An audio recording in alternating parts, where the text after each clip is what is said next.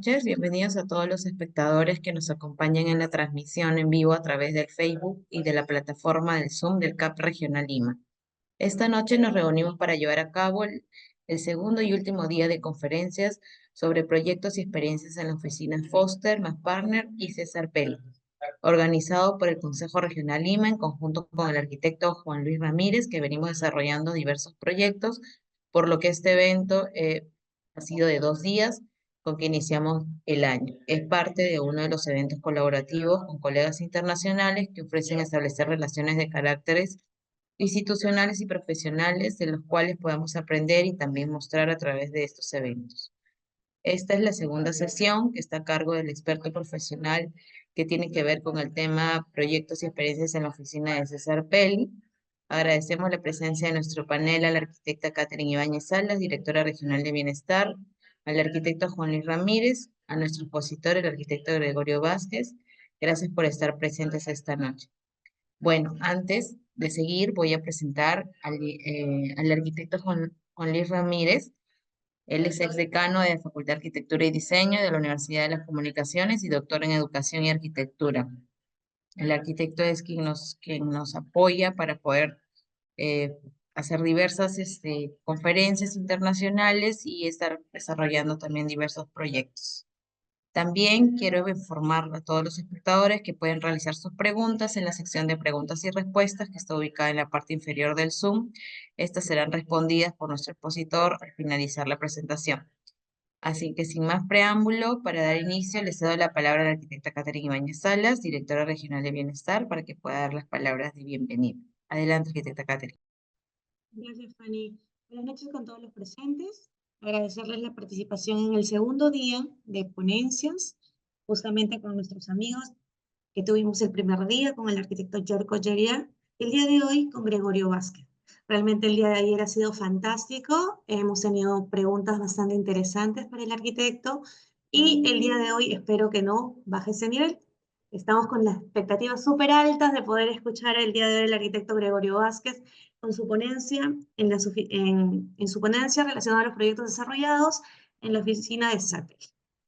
Así que sin más preámbulo y para calentar motores ya, dámosles la bienvenida y el gusto de poder recibir la exposición del día de hoy. Arquitecto Gregorio, bienvenido y pues demos rienda suelta a este saber.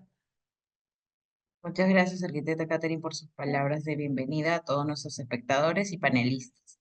Bueno, ya iniciamos con la segunda conferencia. El día de hoy el tema es experiencias en la oficina de César Pelli en Nueva York. Quiero presentar antes a nuestro expositor del día de hoy para que lo conozcan. Es el arquitecto Gregorio Vázquez. Es arquitecto titulado de la Universidad UNIAC en Chile en 2005. El arquitecto pertenece a una generación pionera en la integración de software en la arquitectura en Chile. En los inicios de su carrera fue seleccionado para unirse a la prestigiosa oficina de César Pelli en New Haven, Connecticut, una experiencia que marcó profundamente su desarrollo profesional durante su tiempo en Pelli, Clark Pelli Architects. Tuvo la oportunidad de participar en proyectos de gran relevancia internacional como el concurso y posterior desarrollo de la icónica torre y terminal Salesforce en San Francisco, California, consolidando su especialización en rascacielos y arquitectura de gran escala. Tras su regreso a Chile en 2010, continuó colaborando en la oficina de César Pelli de manera remota, participando activamente en el diseño, desarrollo y de proyectos y concursos de Estados Unidos y a nivel mundial. Además, su rol no se limitó al trabajo a distancia. En diversas ocasiones viajó nuevamente a New Haven para integrarse al equipo en las etapas clave de desarrollo, fortaleciendo su vínculo con el estudio y reafirmando su capacidad para liderar y contribuir a proyectos complejos desde múltiples frentes. En el 2017 se trasladó a Miami, donde asumió la dirección del diseño y desarrollo de rascacielos Oakland Tower, un proyecto ambicioso que actualmente se encuentra en construcción. Esta etapa consolidó su experiencia en la coordinación de equipos multidisciplinarios y la ejecución de proyectos de gran escala. En 2019 regresó a Chile, donde comenzó a impartir clases de taller de la Universidad en UNIAC, guiando estudiantes desde el tercer año hasta su etapa de titulación. Ese mismo año fundó su propia oficina, Goyo Arch, www.goyoarts, desde donde desarrolla proyectos personales y consolida un portafolio diverso. Además, mantienen colaboraciones con firmas de renombre en Chile como Cristian Undurraga, ABWB, Fuensalida y Swinburne, así como con oficinas internacionales de prestigio como Ennet, Hensler, Brown y Ortiz y León.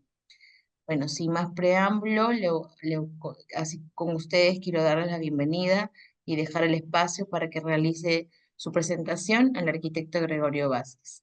Adelante, arquitecto. Hola, buenas noches. Muchas gracias por la invitación al Colegio de Arquitectos del Perú, ¿no? A Juan Luis Ramírez por su organización y armar este momento especial, ¿no? También con lo que significó ayer la tremenda presentación de Yerko, ¿no? Que fue realmente grata, ¿no? Escucharlo y ver su experiencia y un poco transmitir lo mismo, ¿no? Que es lo que significa eh, titularse, ¿no? O antes de titularse, irse a un país extranjero, ¿no? Y participar, ser parte de oficinas internacionales que de repente uno simplemente las veía en revistas, ¿no? Ya estaba internet fuerte y uno lo googleaba y uno jamás se imaginó que en algún momento podía estar al lado de ellos y competir contra ellos. Entonces, imagínense lo que es para un joven recién titulado tener esa experiencia. Y por lo mismo, quiero transmitírsela de esa forma. Les comparto acá la imagen de una de las últimas fotos de César Pelli, ¿no? Él murió en 2019, a los 92 años.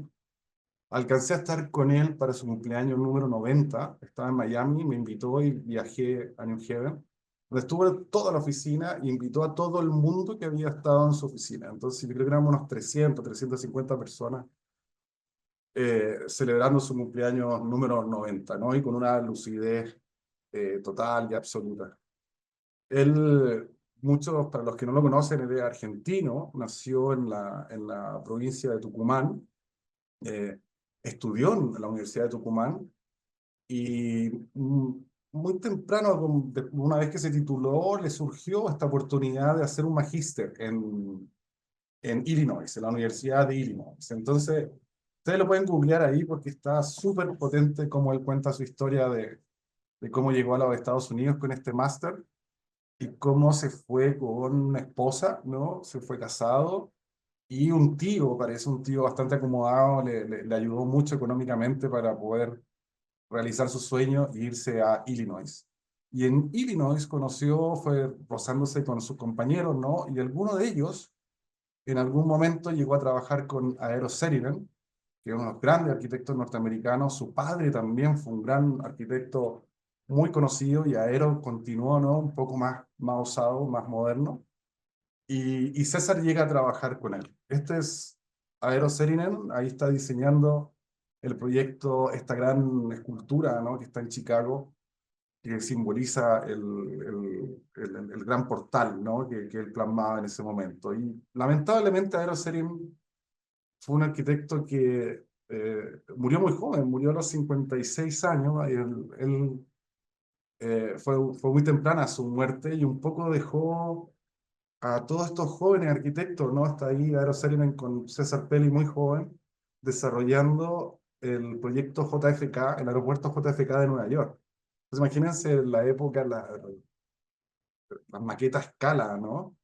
Y buscando la forma sin ningún software, ¿no? Todo era a mano y doblando cartones, no sé cómo lo hacían en realidad, pero ahí está César con él.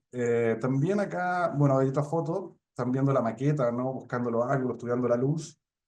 Ahí está nuevamente César, y creo que el que estaba aquí abajo es el arquitecto irlandés, que también fue un premio Nobel, o sea, un premio Pritzker de arquitectura. Entonces, de la oficina de Aero Saarinen, los que trabajaron con él terminaron siendo muy jóvenes arquitectos que se repartieron después por Estados Unidos y el resto del mundo, siendo sumamente influyentes en su proceso y cada uno encontrando su propio estilo, ¿no? Porque César no es Aero Saarinen. Si uno se fija, Aero Saarinen en esta época era como más de la línea, casi como el primer Zaha, ¿no? Una especie de Gaudí moderno.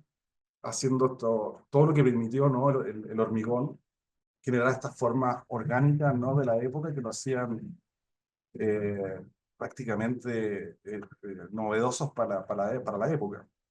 Entonces, imagínense el esfuerzo, eh, tanto en dibujos, en maqueta, en cuánta cosa, ¿no? Para poder llegar a este proyecto en 1960. Entonces, fíjense, es como un adelantado de los tiempos en términos arquitectónicos. Buscaba siempre como la modernidad, esa línea fluida, y un poco acá se plasma. Hoy día lo pueden googlear y prácticamente este proyecto se transformó en un hotel turístico, ¿no? Donde la gente va a conocerlo y apreciar su arquitectura, porque se quedó pequeño para la actual capacidad que necesita todo el JFK, ¿no? Y este también me encantó, porque cuando la vi por primera vez, estos son los renders de la época que lo hacían con acuarela, y a mí me tocó personalmente, cuando llegué a César Peli, había un viejito que todavía hacía acuarelas para ciertas entregas, pero a medida que fue pasando el tiempo, fuimos llegando personajes que fuimos dominando los software y se fue eliminando el personaje de la acuarela. Pero hablé con él, me encantaba porque tenía una capacidad de la perspectiva, era realmente genial verlo dibujando en la oficina. Y esto es uno de los primeros proyectos de César Pelli, una vez que muere Aro y Saarinen, él empieza y empieza a hacer concursos y buscar otras oportunidades, ¿no? Y ahí es donde hace este concurso con un grupo de amigos que me contó la anécdota porque a mí me pasó algo similar. Mandé un concurso a México y se quedó en la aduana. Y le conté eso a César y me habló de que este proyecto le pasó exactamente lo mismo. Mandó la maqueta, mandó las láminas, pero nunca llegaron. Entonces después la gente que fue jurado, después cuando se hizo más conocido, él les preguntaba, ¿por qué? ¿Qué pasó con este proyecto? Y el jurado le dijo, nunca lo vimos. Entonces en alguna parte se debe haber perdido la maqueta, la lámina y todo. Y nunca fue presentado. Y era un proyecto bien interesante, proyecto de vivienda. Y fíjense un poco cómo todavía tiene algo de Aeroserina, un poco de evolucionista, ¿no? Esta cosa como que va creciendo, tomándose las colinas de California. Entonces, al llegar a la oficina de César, lo que pasa es entender que uno se encuentra no solo con un tremendo arquitecto, César Peli, sino que además viene de otro grande también, y un poco se va como alimentando estos talentos, estas cosas, se van propagando, ¿no? Entonces uno siempre llega con esa esperanza de que sea uno de ellos, ¿no? O que se pregne de todo de todo lo que hacen. Entonces, por más adelante les voy a explicar cómo llegué a César, pero les voy a mostrar un proyecto que fue, yo creo que el más emblemático en el que trabajé, es el proyecto de San Francisco en California, y era un concurso, fue un concurso el año 2007, yo llegué el 2006 a César Pelli, y el 2007 me dicen, vieron que tenía como capacidades fuertes tecnológicas, ¿no? Mucho conocimiento de software y alta rapidez. Entonces, yo no pasé a ser un arquitecto que desarrollaba proyectos, sino que pasé a ser parte de muchos equipos de competencia. Precisamente, como mencionaba ayer, ese momento del proceso conceptual, ¿no? Que es el más entretenido, encontrar la forma, los referentes, qué sé yo. Entonces, nunca, después más adelante les voy a explicar que sí, en alguno lo desarrollé mucho más de lo que realmente hacía. Siempre pasaba de estar desarrollando un proyecto a una nueva competencia y me sacaban de ahí para competir. Entonces, este fue el caso, me acuerdo, con este proyecto, y me llaman por altoparlante, me dicen, Gregorio, por favor, anda a la sala de reuniones, y cuando llego solamente estaba César y su socio Fred Clark, y yo, que era un designer recién llegado. Entonces, lo primero que me dicen es que contra este proyecto es increíble y contra quién competimos. Y en ese momento me mencionan y me dicen, estamos compitiendo contra Norman Foster, Santiago Calatrava, Richard Rogers y SOM. Entonces para mí era como un sueño hecho realidad. O sea, estoy con César y además tengo que competir contra estos gigantes que los admiro de sobremanera, ¿no? Y que los tengo hiper estudiados en revistas, libros, mi biblioteca de libros. Ellos suman varias publicaciones, ¿no? Entonces imagínense lo que puede ser. Y aquí les voy a explicar el proyecto cómo fue. Fue un proyecto rápido, ¿no? Un concurso que duró aproximadamente cuatro meses. Esto que está acá es la presentación digital, ¿no? Que hicimos para la ciudad de San Francisco. Tiene su año, ¿no? Es desde 2007. Pero igualmente la quiero mostrar porque en el fondo van a poder entender el proyecto, cómo fue el concurso, y voy a seguir después cómo fue el proceso de desarrollo y cómo está actualmente. Eso fue increíble porque además trabajamos con una oficina china que se llama Crystal, que subimos después, que eran como 3000 diseñadores y arquitectos que manejan los software, y nos mandaron esta animación. Nosotros mandamos el modelo, yo creo, 4 días antes, y en 4 días lograron hacer esto en una época que el proceso de render era lentísimo. Una animación así nosotros, con todos los software y las máquinas de la oficina, no hubiésemos podido. Y obviamente la calidad de la época, pero un poco se explica. Acá está llegando la estructura. El concurso consistía en una gran torre, un rascacielos y un terminal, ¿no? Que estuviera en pleno downtown de San Francisco. Y esto fue interesante porque una de las primeras ideas que dice César, bueno, de esta plataforma, nos llegó un estudio completo de cómo eran los parámetros, cuáles eran los setbacks, ¿no? Estamos totalmente amarrados a un estudio anterior. Nosotros solamente tenemos que diseñar, y César lo primero que dice: hagamos un gran parque en la superficie del terminal. Entonces todos nos sorprendimos, ¿no? Porque es como la arquitectura rusa de los años 20, esa cosa como media utópica.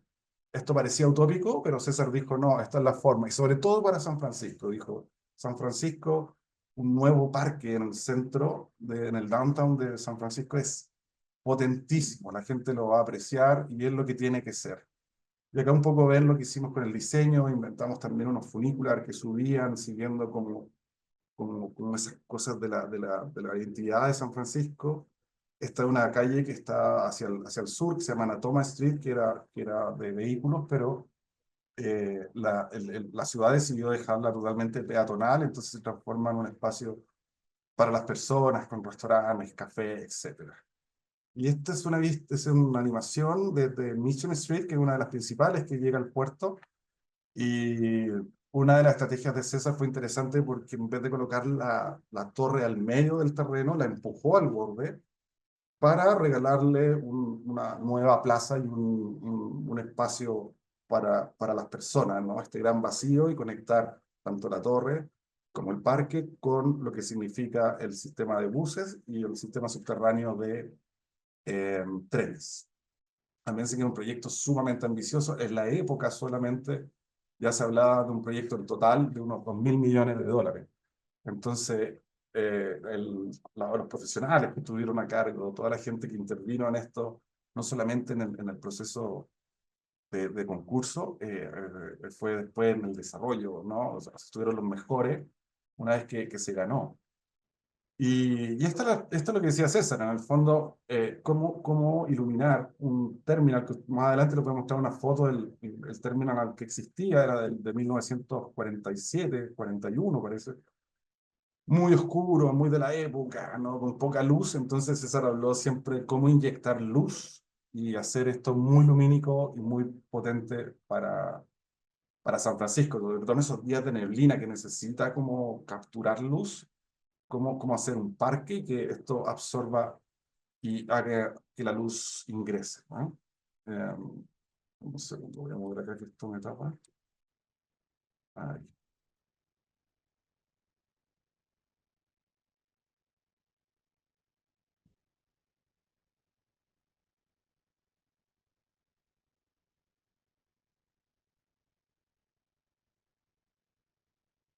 Lo voy a maximizar porque no se me ve el comando para hacer next ahí.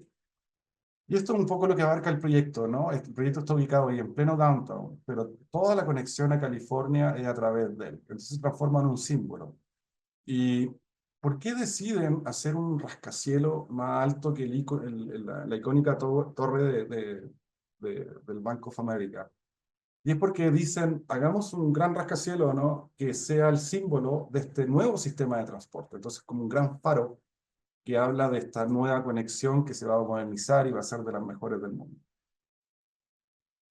Entonces, ustedes se fijan, está en pleno centro, está la zona financiera, zona cultural, zonas residenciales, y acá queda al medio del lugar. Acá pueden ver una planta desde el top, ¿no? La quinta fachada, donde es la estrategia de César de este gran parque, que al final uno no se da cuenta, pero son aproximadamente cinco, o sea, 3 canchas de fútbol en tamaño. Imagínense lo que es regalarle eso a la ciudad en pleno centro. ¿Mm? Y aquí un poco se ve la vista de la estrategia del parque y estos óculos que llamó, César los llamó óculos, que eran los que capturaban la luz exterior para inyectarla dentro del terminal. Además de la estructura exterior que lo llamó basket columns, que son estas cosas que sostienen los refuerzos, ¿no? Y el render, por supuesto, que César siempre habla del render ganador, ¿no? Él hablaba del winner y generalmente siempre lo hacemos a esta hora, el atardecer, ¿no? Esta hora mágica, pero acá sería amanecer en este caso. Y se transforma en la imagen visible del proyecto.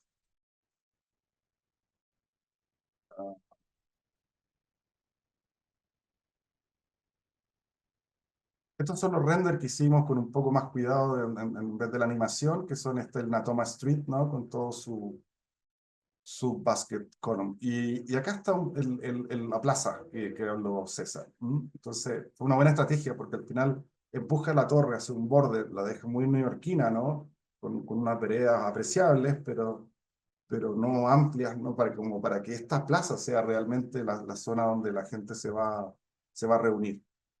Y acá están estos grandes óculos que hablaba César. Entonces, cómo llegar a esta zona central donde compro mi ticket y poder mirar y ver que hay un parque en el cielo, ¿no? Entonces te invita a subir. Sobre todo para la gente que compra su ticket, ¿no? Y viaja, no sé, media, una hora, el parque se transforma en el lugar de recreación antes de un viaje. Y esto desde arriba, ¿no? Acá se ve la zona de buses, es donde tomas tú directamente los buses y arriba el parque suspendido. Hay un zoom, ¿no? De cómo se acerca a la ciudad. Y estos son renders de la época, bueno, no están tan buenos, pero sí queríamos recrear cómo este gran parque, ¿no? Queda suspendido en pleno centro de, de San Francisco. Y estos óculos, también mucho trabajo de agua.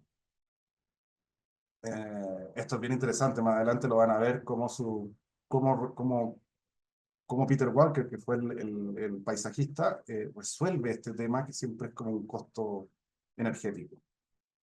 Um, Aquí van a ver unas animaciones rápidas que hicimos en Flash en esa época de cómo el usuario va a habitar este proyecto. Entonces puede llegar a Mission Square y comprar su ticket, ¿no? Subir al nivel de los buses y tomar su bus. Esta segunda animación muestra la secuencia de otro usuario, ¿no? Desde la ciudad, pero compra su ticket hacia el tren, baja una mezanina, ¿no? Con retail y zona de seguridad para tomar su tren eh, dentro de California. Esta recreación que muestra cómo el usuario, el residencial que viva en San Francisco, en esa zona, pueda tomar el funícular y empezar a recorrer todo este parque. Estamos hablando de 1.5 acres de parque. Entonces, todo lo que puede ser dentro de él tiene muchas posibilidades, no solo como en lo cívico, también como en lo privado, juegos para niños, la posibilidad de hacer yoga. Inventamos también una zona ahí donde se puede hacer teatro, todo al aire libre y en conexión con la ciudad. De hecho, desde arriba ya uno visualiza el mar y se arma un ambiente realmente especial. Ahí están los juegos para niños que diseñó Peter Walker. Voy a entrar más en detalle con él. Bajar por la serie de conexiones verticales que tenemos y regresar a su casa. Acá esta secuencia que hicimos en sección un poco muestra cómo llego al ground y tomo esta gran escalera mecánica que me conecta directamente al parque. Entonces, como esta zona principal de compra de tickets, la zona principal de un terminal, conecta directamente al parque para que todo sea muy simple, la conexión directa hasta visual, sin confundirse. Acá también esta secuencia muestra todas las conexiones verticales que estamos haciendo para que este proyecto no quede solamente articulado con una sola conexión, sino que con muchas, y que de todas partes de la ciudad puedan llegar, lo que son los funiculares, elevadores, escaleras de emergencia, etc. Y lo otro que César planteó en este concurso, que la potencia de generar este parque iba a provocar en el futuro que los futuros proyectos residenciales o de oficina se conectaran directamente al parque en ese nivel. Entonces, así no tienes que bajar al ground para llegar al parque, sino que desde tu oficina te vas a ese nivel y te conectas con un puente. Lo increíble es que eso está pasando. O sea, van a ver unas imágenes ahí, ya hay edificios residenciales y de oficina que se están conectando directamente al parque. Acá pueden ver un poco con la potencia o la escala del proyecto, de verdad, un Titanic, ¿no? Un gran barco parece, con todos los niveles que implica, todas las conexiones verticales, los óculos, cómo bajan y cómo se le inyectan luz hacia el interior. No sé por qué pasa eso, ¿no? Esta secuencia muestra todo como el sistema estructural, lo que son estos basket column, los mismos óculos que terminan estructurando. Estamos hablando de un proyecto en San Francisco que tiene las mismas condiciones que tenemos en Chile, Perú, ¿no? Con terremotos. Esos son ventiladores, ¿no? Y filtros que van a tomar el aire de los buses y lo van a expulsar a la ciudad limpio. Entonces, de esa forma también adquiere los grados de LED, ¿no? Y de cómo entender que la polución de los buses se puede eliminar. Estamos hablando de esa época, quizá hoy en día ya pasen a buses eléctricos, no sé, pero ya se pensaba cómo solucionar el tema de la polución. De aquí se puede ver cómo el parque crece, ¿no? Cómo se estructura el cierre del proyecto completo y los asientos bordeando todos estos grandes óculos y el parque que crece como un gran regalo para la ciudad. Ahora, es interesante, en la oficina de César, cuando uno está trabajando, está corrigiendo con César, con Fred, ¿no? Los principales, etcétera. De repente uno ve gente que no pertenece a la oficina, sino que es como de otra parte. Entonces yo, curioso, siempre preguntaba, y resulta que había alguien que era experto como en temas bioclimáticos, entonces estaba tomando apunte a todo lo que proponíamos como arquitectura y él después anticipaba con posibilidades, ¿no? De cómo entregar más energía a la ciudad, cómo hacer la energía más limpia, cómo aprovechar el movimiento de los trenes para generar energía y así gastarla en la misma iluminación del parque, etcétera. Otra cosa interesante también que pasaba era que realmente yo veía un tipo que escribía, era joven, ¿no? Yo creo que tenía unos 25 años. Resulta que la Universidad de Yale, él da un premio una vez al año a alguien que hace teoría de la arquitectura y genera desarrolla un libro con teoría. Entonces, generalmente se lo gana gente con muy buena teoría y con muy buena capacidad para escribir. Entonces, César, ese año, descubrió a este tipo el libro que lo publican, incluso Yale lo publica y lo vende.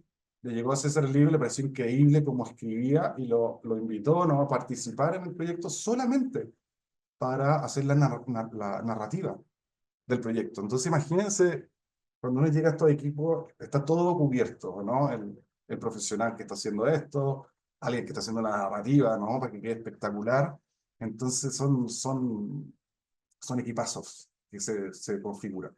Y aquí también un poco como la idea que tiene César de capturar el agua desde los techos, ¿no? Y hacer lo que esto vaya girando. Esto también es parte del equipo de sustentabilidad. Y acá van a ver un poco de qué se trata. Este es el gran parque de San Francisco, ¿no? El gigante, el Golden Gate Park. Y acá ustedes ven las plazas que están en el centro. Entonces, este fue un ejercicio súper interesante porque César me pidió que midiera las plazas del centro de San Francisco. Entonces, cuando las mido, nos damos cuenta que estamos duplicando, ¿no? Con este gesto, ¿no? La capacidad verde de un downtown, de un centro ciudadano que realmente son mucho más densos, ¿no? Y poco verde. De aquí es donde entra Peter Walker, que es pueden googlearlo, se llama Peter Walker Arquitecto. Él es un gran paisajista. ah, Hace poco lo vi en una charla de estar en los 91 años, pero él diseñó todo lo que iban a hacer los caminos, ¿no? No hacer un proyecto aislado, sino que también las calles, las veredas se pintaran de un color, cosa que no entrara como a este ambiente y se conectara con el resto de la ciudad. Acá se ve como el ground, ¿no? El lobby de la torre también queda conectado con toda esta gráfica del parque, etcétera. Y esto es interesante porque esta fue una idea de él cuando se habló de conectar con un funicular. Él dijo, hagamos el ejercicio de generar lo mismo que pasa en las colinas de San Francisco. Entonces, eh, son- eh, propuso poner redwood, que son estos clásicos árboles de las colinas, y a través de él pasar estos funiculares. Entonces él decía, uno tiene que hacer el ejercicio de lo que pasa en San Francisco. Es como subiendo por un funicular a través de estos redwood. Entonces, recrear lo que pasa en las colinas.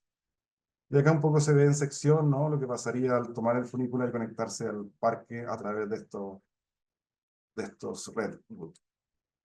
Él tenía una idea también de que estos óculos probablemente podían, cuando lloviera, ¿no? Capturar el agua, pero de una forma estética, ¿no? Como un remolino. Creo que eso fue muy difícil técnicamente y no se llevó a cabo. En estos que se ven acá, ¿no? Este el Oculus y ahí de fondo se ve el Bay Bridge. Y acá, bueno, no se ve muy buena resolución, pero es un poco todo lo que significa lo que puede ser este parque y su dimensión. Ahora, también, el tema del agua, esto es clásico también, no sé si pasa en Perú, pero en Chile es clásico que se hicieran proyectos con espejos de agua que terminan no funcionando, porque en el futuro lo que pasa es que es un gasto energético, etcétera, entonces terminan quedando incluso sin agua, sin nada. Entonces, Peter Walker llegó con algo increíble, la verdad es que no sacó carcajadas cuando llegó, porque lo hizo él en su propia parcela y lo que hizo fue agarrar su auto más pesado que tenía y conectar estas mangueras, ¿no? Y pasar a través de ella para que expulsara. Entonces él tenía la teoría de que posiblemente los buses que estuvieran en el subsuelo, al pasar, inyectaran de agua al parque. Entonces no necesitaba energía anexa, ¿no? Estabas usando el petróleo para poder a inyectar todo eso agua. Y esto es lo que la inyección de agua que puso por todo el borde, ¿no? Para juegos de niños, etc.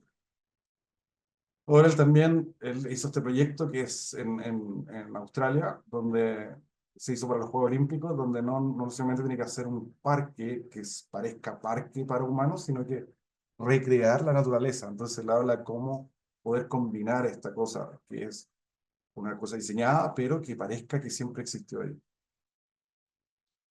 Y acá, bueno, él habla de esa captura de agua y la zona para los juegos, que él lo encuentra fundamental, y cómo utilizar el agua para que los niños, ¿no? Y todos aprovechen esa naturaleza en este parque.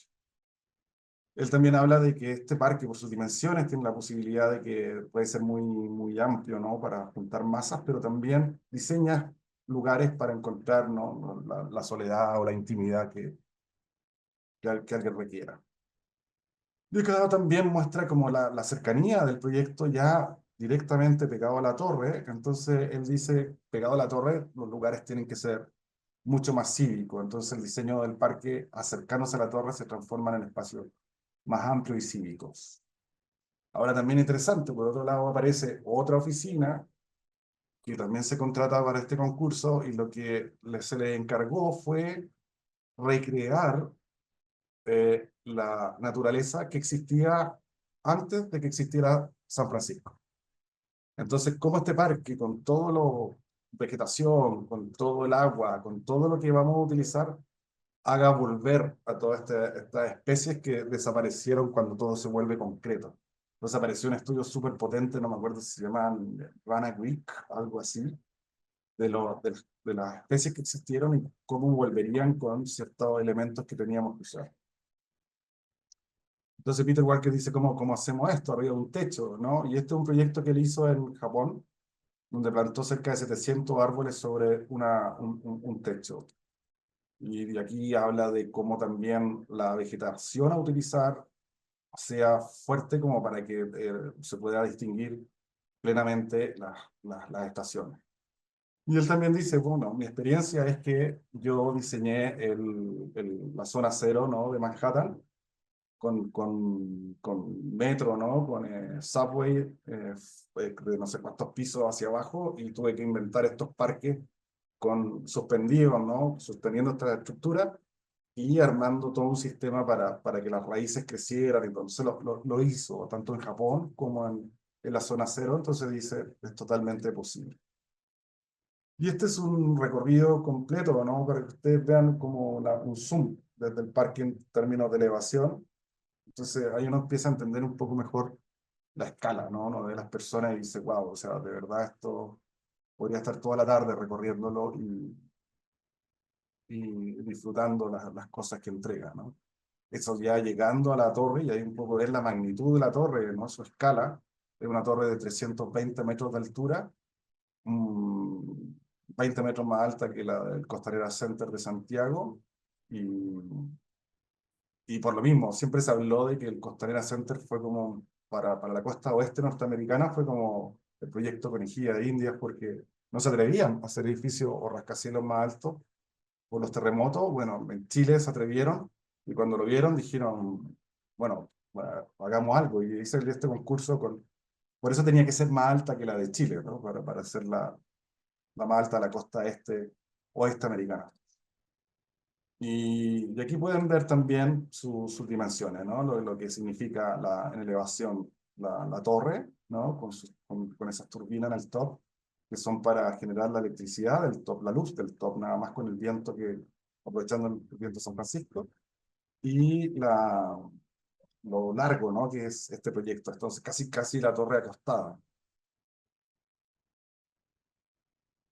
Acá también César, cuando habló del diseño de la torre, bueno, lo que menos preocupó a la oficina fue el diseño de la torre. Como tiene mucha experiencia en torres, fue como el concepto se encontró rápido. Él dijo que sea algo muy, muy cercano a los puentes de San Francisco, ¿no? Un metal, que sea desde cero, como estructurando un bridge, y que sea muy blanca, muy shiny, ¿no? Que brille como la arquitectura de San Francisco. Y acá un poco también nos hacemos cargo de las soluciones pasivas, ¿no? Generar estos cortasol, pero generar un ángulo para que el sol rebote, ¿no? Y entre hacia el interior de manera indirecta, y así bajar los costos energéticos de iluminación interna.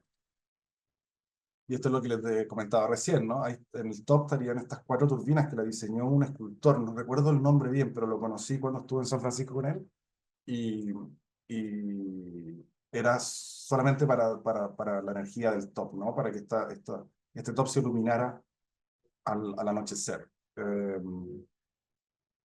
Y ese es el diseño que él planteó, ¿no? Entonces funcionan perfectamente con el giro del viento. Y aquí hay una animación un poco ya más específica de la torre, lo que significa el núcleo, ¿no? Estructurante, y después cómo tenemos estos niveles que son soportantes de una ciudad sísmica, ¿no? Las columnas cómo van creciendo al exterior, las losas, y aquí vamos a ir viendo de a poco cómo la piel, esto pasaría a ser un edificio de puro glass, ¿no? Pero van a ver cómo desde el borde aparece toda esta estructura que hablaba César, para darle la identidad a la torre como un bridge, como un puente, con esa fuerza de acero, ¿no? Y ahí estarían las 4 turbinas que cuando anochece iluminan este top. Él también hablaba mucho de la contaminación lumínica, entonces tenía que llegar hasta cierto punto. Y ese es el render final, ¿no? Que presentamos para el proyecto, y cuando terminamos nuestra presentación. Ahora les voy a mostrar el siguiente proceso, que fue bien interesante, y es con respecto a las láminas. Estas son las láminas que presentamos, el render winner que yo les decía. Eran 10 láminas que se tenían que presentar. Entonces, si se fijan, ¿por qué la segunda lámina, por qué está cortada? Es raro, ¿no? Pero la idea de César fue genial, porque empezamos a diseñar las láminas y era cómo expresamos el parque. Entonces, César tuvo la idea de que esto no era no se iba a leer lámina por lámina. Esto, cuando se presenta, se iba a presentar horizontal. Entonces lo que teníamos que hacer era el ejercicio de juntar las 10 láminas, y acá ustedes se fijan que tanto en la 2, la 3, la 4, la 5, la 6, la 7, son 7 láminas para mostrar la escala del parque. Entonces fue una estrategia única para hacer ese zoom, entendiendo que estas 10 láminas se muestran juntas. Y así fue como resultó. Lo hicimos en la presentación y ahí lo van a ver. Y acá empezamos, cuando ganamos el concurso, ya empezamos a estudiarla realmente cómo cómo iba a ser su fuerza, su estructura, su luz, cómo puede ser el top. Y acá es donde todavía el top era una torre más clásica, no simplemente con un mesh perforado, y buscando cómo hacer esa cosa de rebotar la luz para que entre indirectamente al edificio. Otras vistas, en la oficina después se trabaja mucho en las vistas y en cómo ir resolviendo punto por punto para captar todo el diseño, la luz, la fuerza, cómo llega al suelo, cómo se conecta con la ciudad. El lobby, esto fue bastante interesante porque la estructura del edificio como que se sale y se va perdiendo en los bordes. Hicimos lo inverso en el lobby, ¿no? Como que los bordes se salen y hacia adentro se empieza a esconder esta estructura. Y muy transparente, que lo que le da un aspecto bien especial. Otra vista del top, pensando cómo iluminarla en esa época, cómo darle fuerza y cómo sería una vista desde la oficina mirando todo San Francisco. Y ahí ustedes un poco pueden ver, no sé si se alcanza a ver a la derecha, sí, está la clásica, icónica torre de Bank of America, y esta es la de César, lo notan que es mucho más alta, y donde ya está apareciendo en las películas de Hollywood, etcétera, que eso cada cierto tiempo era divertido porque nos llegaba algún link o algo donde aparecía un proyecto de César o de la oficina en Hollywood, o lo destruían o cualquier cosa. Así que estoy esperando para ver en qué momento de repente hacen algo con esta torre. Ya la vi en Matrix y fue divertido. Seguimos los estudios, aunque no lo crean, esto es un render, entonces ya lo llevamos perfectamente a buscar la realidad. Y después tuviera el mesh. Esto era de vidrio en un principio, pero los costos se elevaron increíblemente. Entonces tuvimos que hacerlo con proponer un mesh perforado, y ahí fue cuando hicimos un montón de estudios de las posibles gráficas que tenía que tener este mesh. Y más adelante les voy a contar quién lo diseñó y todo, porque creo que lo tengo en el otro, en el proyecto real. Estos son renders que nosotros hicimos para estudiar el proyecto. Ya estamos en los coordinados con los documentos de construcción, pero al mismo tiempo seguimos visualizando y visualizando para ver que no falle nada.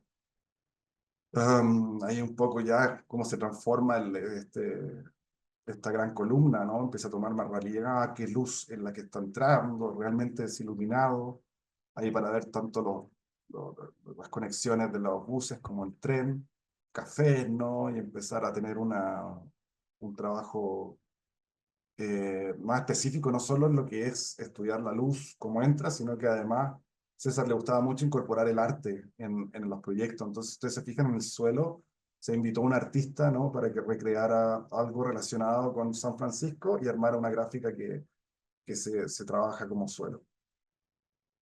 Esta sería la zona para tomar los buses, ¿no? Y ahí están los ventiladores y estos filtros que van a sacar el aire limpio y tomar el bus. Y lo que significa lo que va a ser el top, ¿no? En San Francisco, con este tremendo parque. Ahí se puede ver a la izquierda la torre, y también conectada directamente al parque. Y un render nocturno, ¿no? Para ver, también fue un temazo, cómo estudiar esto de noche. Y ahora un poco ya fueron imágenes que fui encontrando en mis carpetas, cómo empezó a construirse. Y obviamente el requerimiento estructural fue fuertísimo. Estamos hablando de un país, de una zona sísmica. Entonces, todo eso que nosotros habíamos diseñado para el concurso muy leve terminó todo duplicándose, ¿no? Las vigas eran mucho más poderosas. Los pilares, por lo menos, tenían que tener los pilares internos, por lo menos tenían que tener 1,5 metros de diámetro. Y estas basket columns, que en un principio las teníamos mucho más livianas, terminan siendo mucho más fuertes. Y así empieza mecánicamente a armarse. Todas estas piezas llegaban un poco como lo que mostró Yerko ayer. Es muy parecido, ¿no? Estas cosas se prefabricaban y empezaban a moverse. De ahí a una imagen de cómo están instalando el basket column. Imagínense la escala de esos pilares.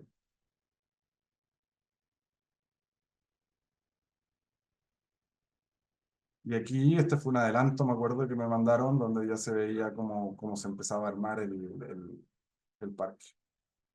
Y esta es una imagen final. Así finalmente quedó el proyecto. Ese es el parque, ¿no? Esta es una imagen, o esta es una foto bastante reciente al parque, porque hoy en día se ve mucho más denso, ¿no? Mucho más vivo, con la naturaleza se va comiendo hasta estas cajas que tenemos nosotros de conexión, estos núcleos de conexión. La vegetación también se lo ha ido comiendo y se vuelve mucho más, un poco más salvaje, pero más real, ¿no? Como un parque natural. Otra vista de mirando el Bay Bridge, ¿no? La conexión. La torre ya terminada, una vista desde el top. Y acá ya el match final, ¿no? Cómo quedó el diseño, el uso del blanco, ¿no? César lo quería todo muy blanco, muy shiny, ¿no? Que brillara.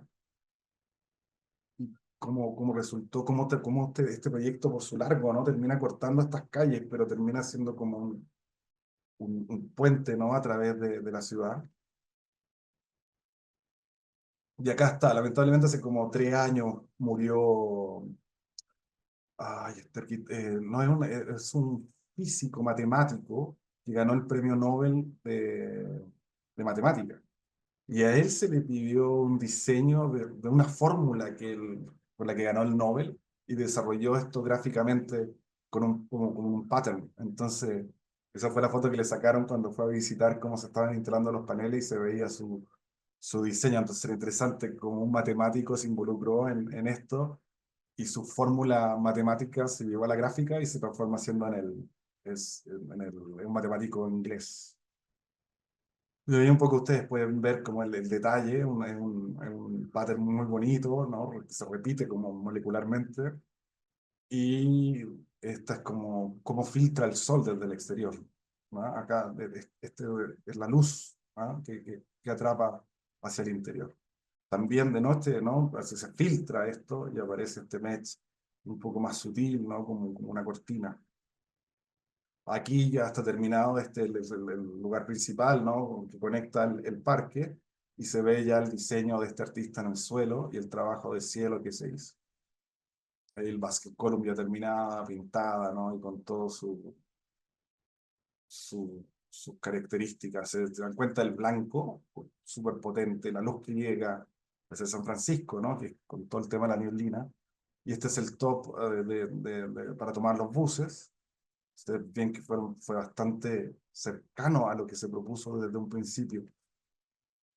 Y el parque, un poco muestra un parque un poco más crecido y con las distintas cualidades que puede tener ya realmente construido, ¿no? Entonces hay temáticas de árboles, etcétera, lugares, como les decía, para hacer teatro, recorridos, caminar. Esto es divertido porque el que está ahí es Sebastián Curria, y él es arquitecto argentino de Mendoza y trabajamos juntos en este proyecto para el concurso y no, cuando hoy día recuperé la foto me di cuenta que era él, Sebastián Curria, gran arquitecto argentino.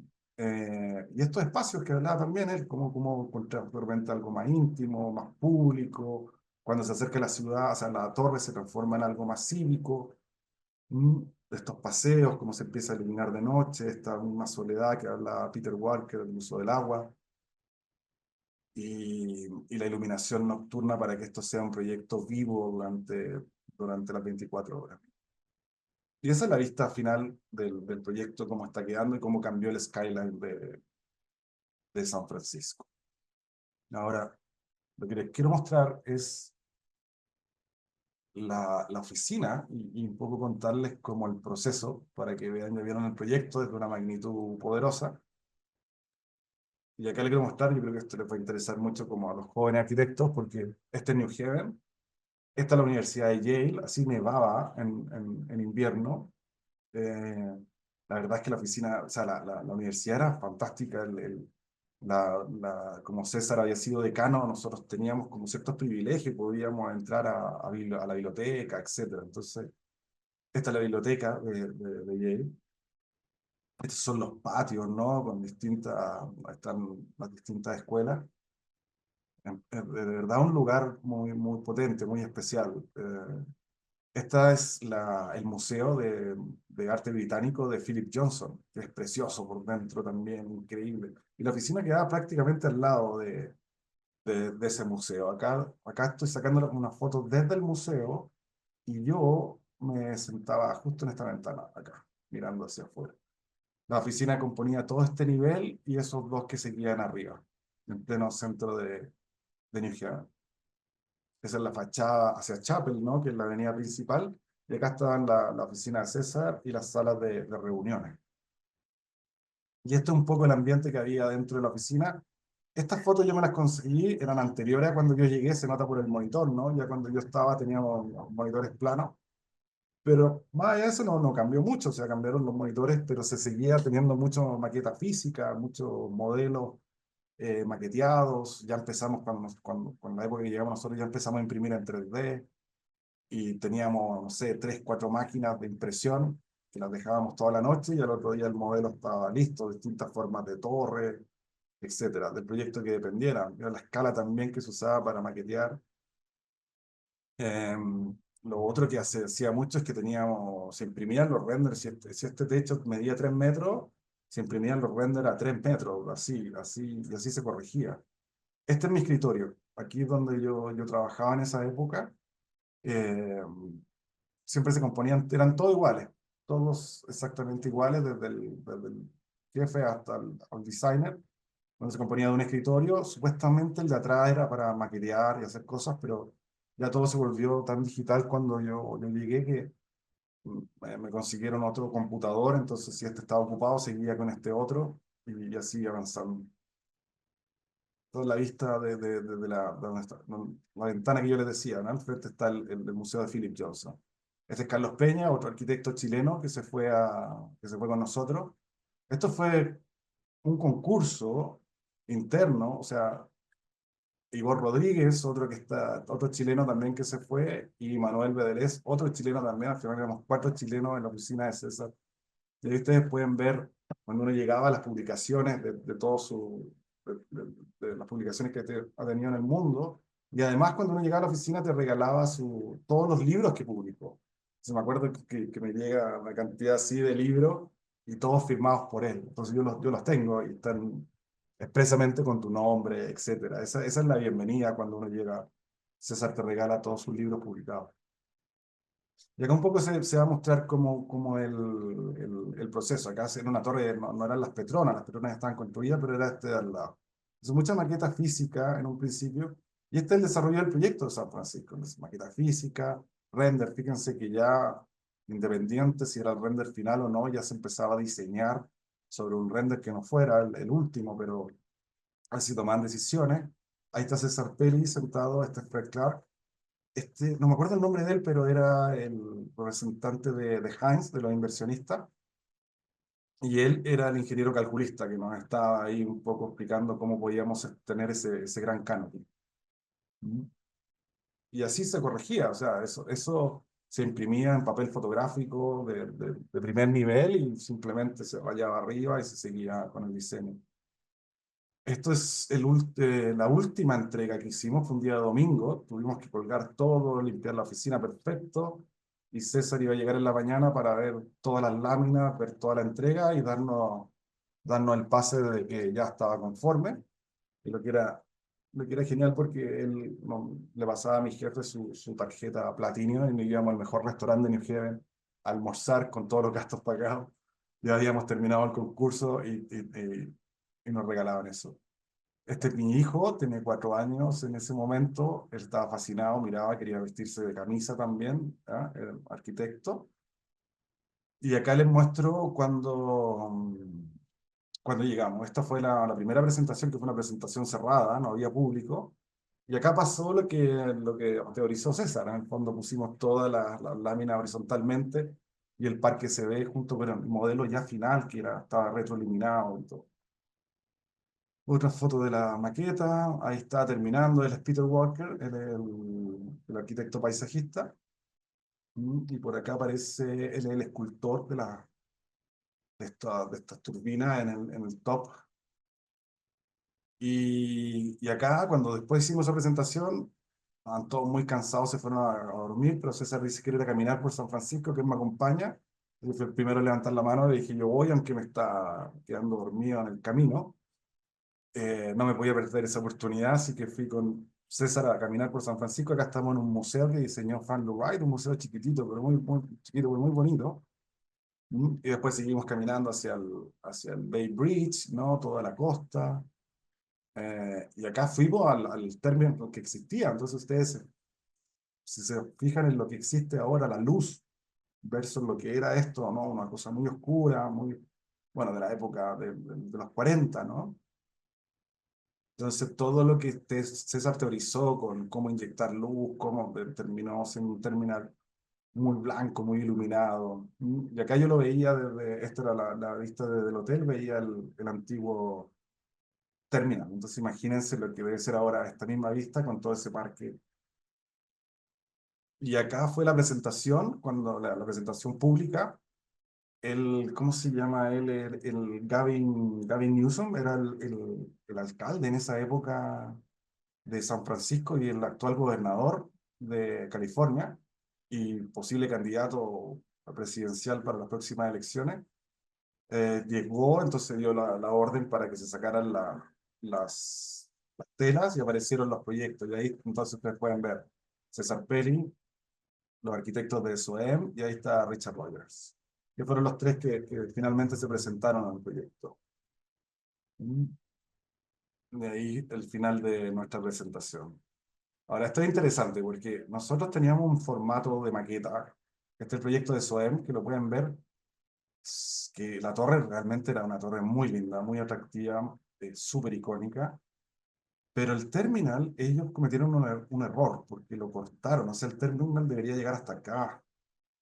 Y así era como estaba estipulado en los estudios de esta gente experta en transporte y todo. Ahora, el concepto de ello era interesante en el sentido de que al amanecer el sol iba a llegar a este punto y iba a iluminar todo el terminal hacia adentro, ¿no? Con esta luz naranjada, etcétera. Pero lo que les pasó con eso es que el nivel de buses que nosotros tenemos, que también lo tiene Richard Rogers, es un solo nivel. Entonces los buses van circulando y se vuelve mucho más fluido el movimiento. Pero entonces ellos acortar esto para ese concepto tuvieron que agregar otro nivel más de buses y es exactamente lo que les pasa en Nueva York. En Nueva York, SOM también diseñó el terminal de buses con una cantidad de niveles que se arman unos tacos, o sea, al final salir del terminal es más lento que el viaje. Entonces, ahí nos comentaba un experto en transporte que ese había sido un error fatal, ¿no? Para eso, haber hecho ese gesto. Ahora, el formato de la maqueta era este, ¿no? Nosotros lo hicimos al medio, ustedes vieron recién una foto.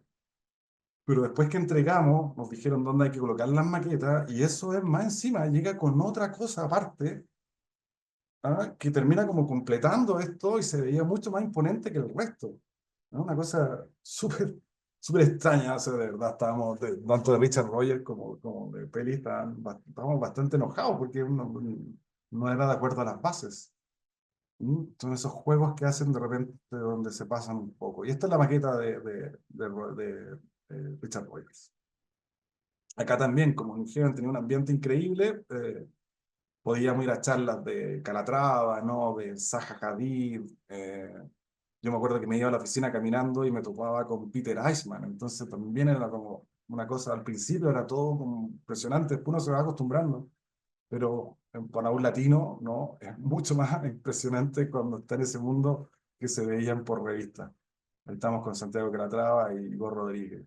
De aquí cuando llegué, el César nos invitó a la oficina y nos sacamos una foto. Fue casualidad, yo no sabía que César usaba también esos chalecos. Parecemos uniformados, pero fue casualidad. Acá estoy con él diseñando. La foto la sacó un amigo, de esas unas pocas que tengo con él diseñando. y estábamos haciendo una competencia para un estadio en Arabia Saudita. Y termino con esta imagen porque este es mi hijo de 4 años que estaba ahí totalmente inverso siempre iba a la oficina a mirar, ¿no? Le encantaba, yo lo iba a buscar así muy gringo al búho amarillo, ¿no? Y si mi esposa tenía que hacer algo, me lo llevaba a la oficina, él se quedaba dibujando. Entonces, en algún momento hace su proyecto en Paint, ¿no? Me dice, mira papá, este es mi edificio, quiero corregirlo con César. Y insistió, hasta que finalmente conseguimos una reunión con César y le firmó su dibujo de Paint, ¿no? Yo lo imprimí, César lo vio y le escribió esto. Eh, el año 2008, hoy en día mi hijo está cursando 4.º año de arquitectura, o sea, también va a ser arquitecto y esto yo creo que es muy poderoso para su historia, ¿no? Una dedicatoria de César Peli para Tomás. Eso, eso yo creo, porque tengo algo más, pero yo creo que me alargo mucho.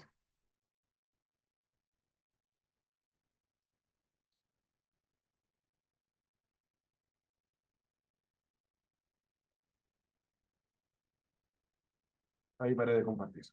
Muchas gracias, arquitecto Gregorio Vázquez, por su presentación.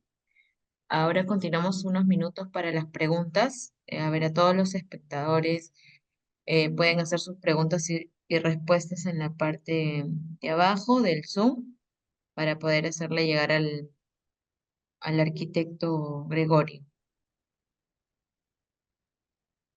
Hay una pregunta, arquitecto, dice, arquitecto Gregorio, ¿qué importancia tiene para ti la luz dorada para lograr esa atmósfera? ¿Es un renders ganador? Ah, sí, mira, qué buena pregunta, porque era una teoría muy de César. César hablaba mucho de esa hora dorada, que además muy corta, ¿no? Es como ese momento de mucha reflexión, ¿no? Se está escondiendo el sol.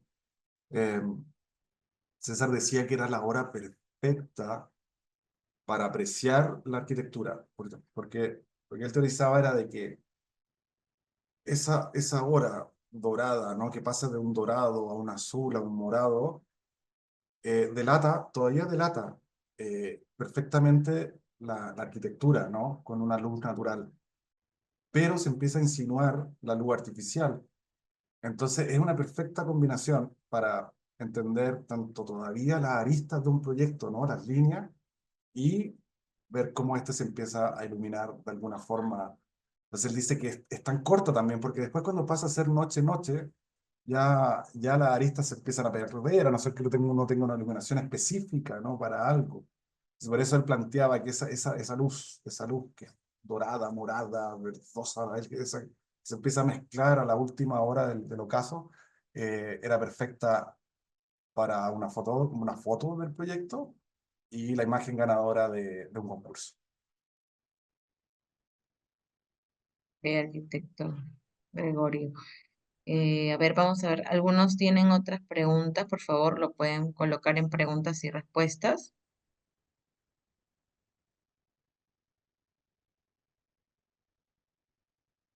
Sí, a ver, aquí hay otra. Dice, arquitecto, ¿qué cualidades debería tener un arquitecto latinoamericano hoy en día para elaborar en un mercado más globalizado? Ah, mira, bueno, sí, es un poco lo que queríamos también plantear, ¿no? Una de las cosas fundamentales que me pasó a mí para poder llegar a una oficina de ese nivel, es que siendo estudiante, eh, tenía un profesor, Alfredo Andía, que era de FIU, en Miami, y venía constantemente a Chile a- a entregarnos software o ciertas charlas, etcétera.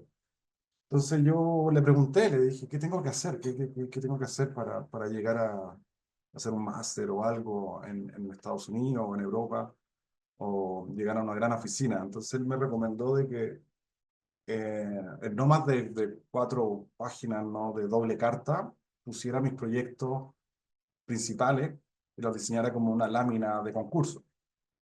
Y resultó que a medida que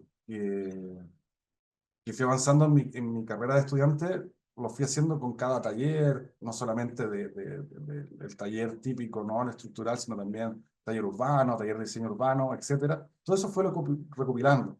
Y como fui dominando los software, eh, empecé también a tener mucho trabajo con real, ¿no? Con arquitectos con cierta fama. Y eso también lo fui recopilando, recopilando. Entonces, cuando llegué al final de mi carrera, tenía un muy buen portafolio. Eh, Tanto así que yo después me enteré que cuando llegó mi portafolio a César Pelli, César pidió que ese portafolio fuera pasando por todos los arquitectos de la oficina, porque lo que él quería era ese nivel de portafolio en su oficina. Entonces, con la pregunta, obviamente el dominio de los software es fundamental y ojalá el máximo posible, porque las oficinas van mutando, van cambiando, eh, no son universales los software en las oficinas del mundo. Entonces, mientras más uno tiene brazos, ¿no? de distintos software, más posibilidades tiene de encontrar distintas oficinas y poder ser parte de ellas. Entonces es fundamental un tremendo portafolio, algo que muestre tu historia, algo que también te hace muy bien a ti como profesional, porque uno se empieza a mirar, uno ve la evolución, ¿ah? De lo que estaba haciendo al principio, cómo termina. Entonces, en ese sentido, para estar totalmente a la vanguardia, ¿no? Y eh, poder llegar a este tipo de oficina, tener la capacidad para un joven arquitecto, es el dominio máximo de software, totalmente, y un tremendo portafolio. Y ahí, ojo, porque César hablaba siempre de que el portafolio lo define una gran portada. Y era lo mismo que habla del render ganador. Cuando el render que te puede hacer ganar un concurso es lo mismo una gran portada. ¿Por qué? Porque yo veía, cuando estaba en Peli, Mariko Mazoka, que era una arquitecta japonesa, era un principal, revisaba los portafolios y todas las semanas llegaban, no sé, 10, 11 portafolios a la oficina.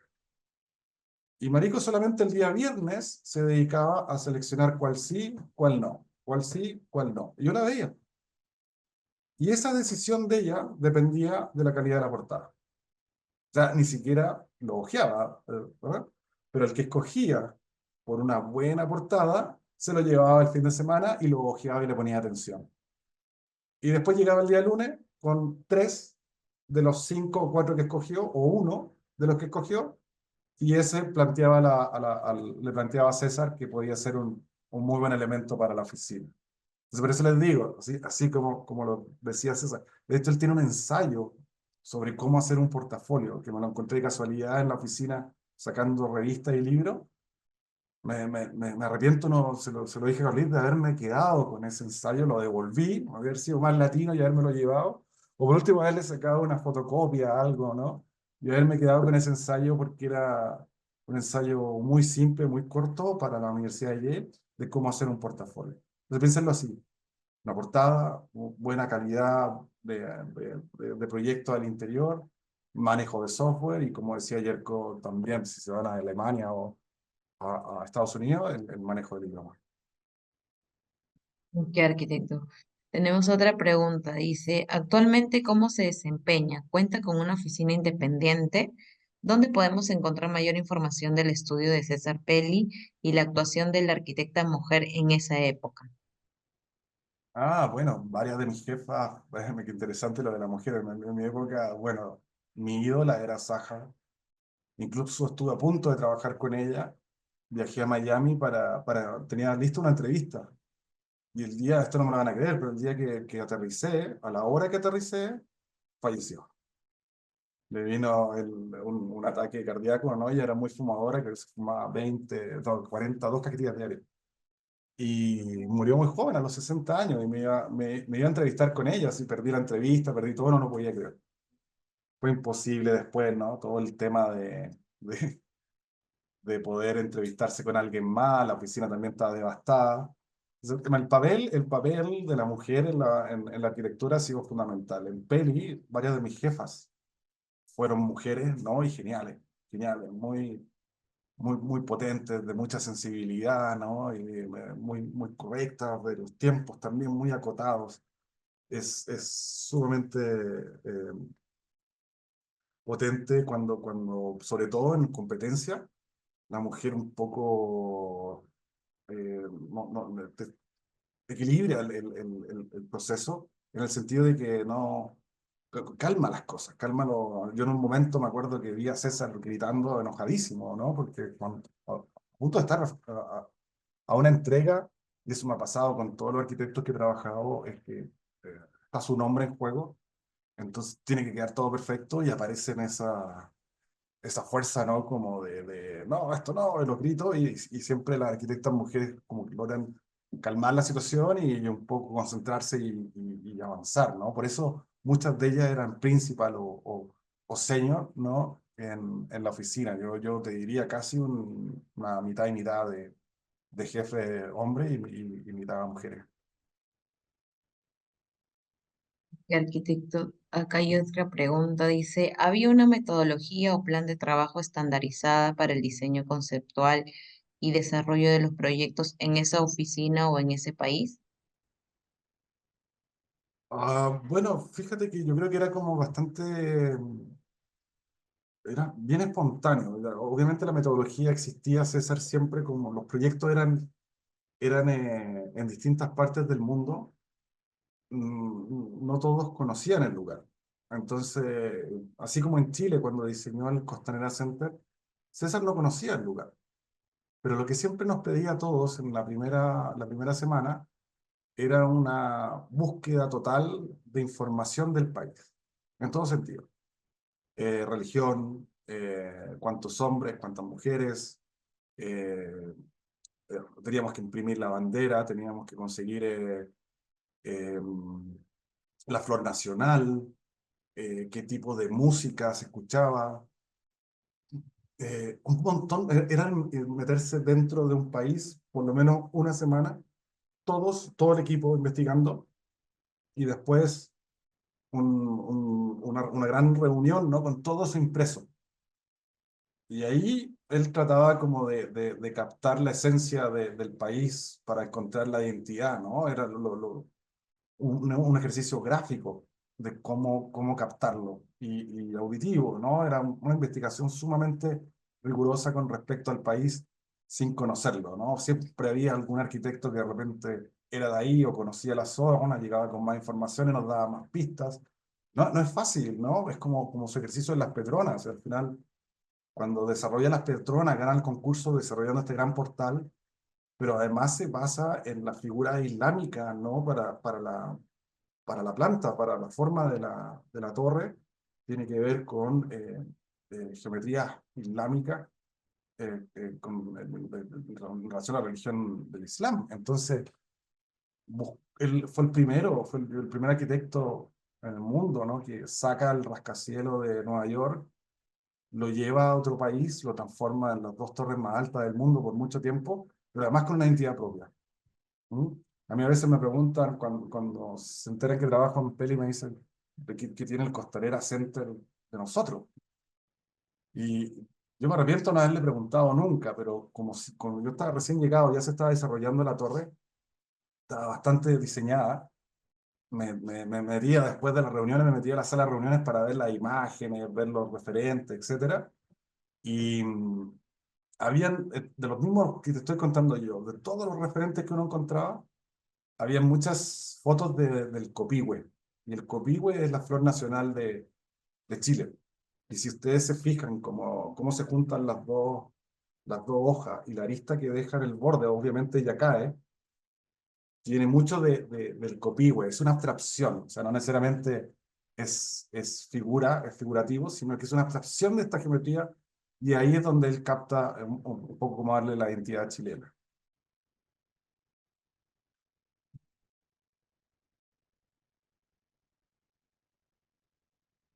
Arquitecto, acá hay otra pregunta, dice, gracias por su respuesta, arquitecto Gregorio. Dice, ¿de qué manera afecta la luz dorada la contaminación lumínica de esas grandes urbes al momento de realizar sus renders ganador?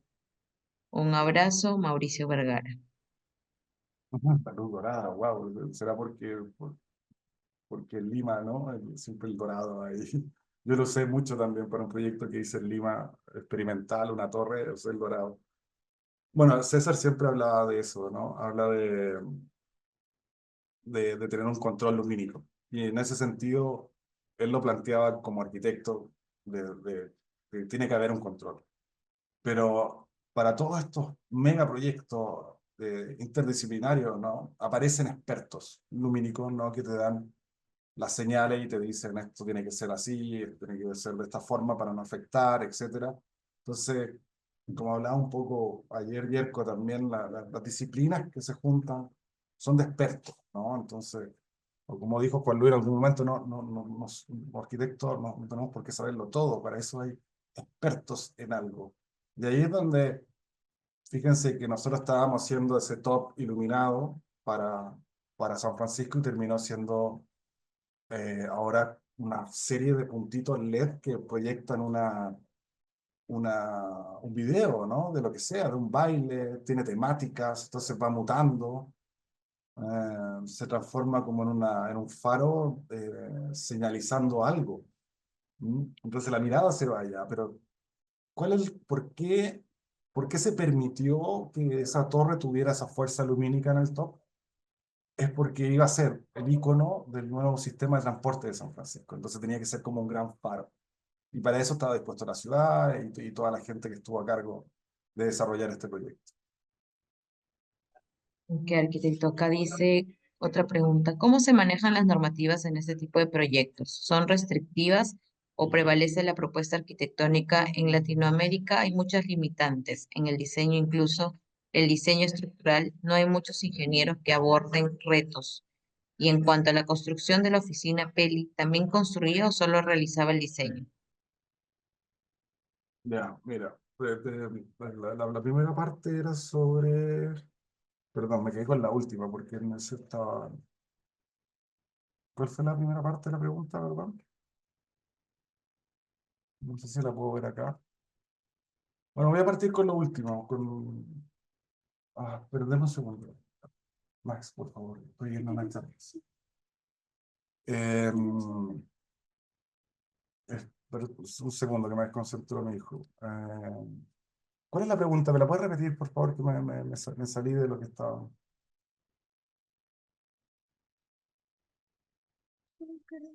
El arquitecto dice, ¿cómo se manejaban las normativas en este tipo de proyectos? ¿Son restrictivas o Ah, prevalece la propuesta arquitectónica? En Latinoamérica hay muchas limitantes en el diseño, incluso el diseño estructural. No hay muchos ingenieros que aborden retos. Y en cuanto a la construcción de la oficina Peli, ¿también construía o solo realizaba el diseño? ya, mira, con respecto a la normativa, son las mismas que en todos los países, o sea, obviamente tienen diferencias, pero muy leves. Eh, el, quizás lo más grato que pasaba en la oficina de César es que nunca nos llegaban proyectos que nosotros teníamos que resolver eso. Cuando llegaba un proyecto, ya venía con un estudio previo de todas las restricciones que teníamos, de hasta dónde construir, cuál altura, los setbacks, ¿no? Todo lo que implicaba todo ese estudio primario siempre venía, eh, en la mayoría de los proyectos venía resuelto de antes. Entonces, prácticamente nos enfocábamos en el diseño. ¿Mm? Y estructuralmente eso fue, bueno, creo que Yerko lo mencionó ayer, pero la oficina de René Lagos, lamentablemente murió, un gran ingeniero estructural chileno. Él fue el que calculó la torre costanera. Y, y al principio a mí me contaron de que la oficina de César estaba bastante restrictiva con respecto al ingeniero chileno, ¿no? Porque ellos habían hecho las Petronas con estos grupos alemanes, grupos italianos, etcétera. Pero Polman logró negociar bien eso para que pudiera ser César, o sea, René Lagos quien lo hiciera. Y a la primera presentación que hizo René Lagos para César Pelli, quedaron impresionados. A tal punto de que ni siquiera, o sea, no se quedaron con él para el Costanera. O sea, le siguieron pidiendo cálculos para proyectos en Dubái, para proyectos en China. Quedaron maravillados con la tecnología que usaba y cómo hacía estas simulaciones de movimiento y de viento. La verdad es que el tipo se manejaba increíble. Yo espero que la oficina siga a ese nivel. Entonces, un poco les cuento lo importante como de un gran ingeniero, ¿no? Y una oficina de primer nivel. Quedé maravillado con un ingeniero chileno que lamentablemente murió muy joven. Yo lo conocí en persona en Peri, después acá en Santiago, y aparte era una gran persona. Y era eso, narrativa, la estructura, y lo último era con respecto a... No, y ahí se me fue. Ah, ¿te acuerdas de la última parte? Era normativas, estructura y me alcancé a anotar acá. Max, por favor, estoy en ¿Qué te queda? presentación. Estoy en presentación. ¿Te falta poco? ¿Poco? Una disculpa ahí, a mi hijo me desconcentré. Sí, dice cómo se manejan las normativas en ese tipo de proyectos. ¿Son restrictivas o prevalece la propuesta arquitectónica? Ah, bueno, sí, bueno, pues es lo mismo. O sea, lo que pasa es que simplemente, como ya viene la restricción pre-resuelta, la concentración total está en el diseño. Y eso era algo muy entretenido en César, porque no nos teníamos que concentrar como en la parte difícil, o a algunos les encanta, ¿verdad? A mí personalmente no, pero por eso César hablaba de que su oficina eran, cuando yo estuve el 2007, el 2008 fue cuando máximo de personas tuvimos, y éramos 150 arquitectos. Y César no quería más de 150 arquitectos. Decía, con esto basta. Para Latinoamérica es una tremenda oficina, ¿no? Pero hay oficinas mucho más grandes. Pero tienen todo. Tienen paisajismo, tienen cálculo, construyen, lo hacen todo. César externalizaba todo eso. La oficina estaba absolutamente concentrada en el diseño. Quien hacía los documentos de construcción eran los mejores en Estados Unidos, que era el Kendall y Keaton, se llaman, en Houston. Yo los conocí, los fui a visitar una vez y estaban resolviendo una torre de Calatrava en Chicago que era imposible porque eran todos los pisos distintos y nos decían, estaban vueltos locos. Finalmente ese proyecto no se llevó a cabo. Calatrava siempre fue proyectos muy caros, ¿no? Pero Kendall y Keaton lo resolvía. Entonces siempre se le pedía a ellos todos los construction documents. Y con respecto a paisajismo también, César decía, me interesa porque aparecen paisajistas jóvenes o oficinas jóvenes con unas propuestas que pueden ser innovadoras. Entonces, no quiero tener yo internamente paisajismo, construction document o un montón ¿cómo se puede decir? Como posibilidades de diseño, ¿no? En la misma oficina porque va a terminar siendo muy parecido en todo. Entonces, cada vez que él externalizaba, se alimentaba un poco de nuevas ideas o arquitectos o oficinas jóvenes, ¿no? Que proponían algo distinto. Obviamente para concursos así muy poderosos como este, que le quiere ganar a los mejores, él iba totalmente a la experiencia y a los mejores en experiencia, ¿no? Pero sí le gustaba también experimentar como con estas nuevas que yo les conté, estos que estudiaron el clima o estudiaron como lo que existía, ¿no? La flora y fauna que existía antes de que existiera San Francisco, para proponer así y afectar el paisajismo. Entonces son cosas que son nuevas que él decía, son importantes que mantengan viva, ¿no? La oficina. Si lo internalizo todo, voy a terminar bloqueándome y quizás repitiendo lo mismo.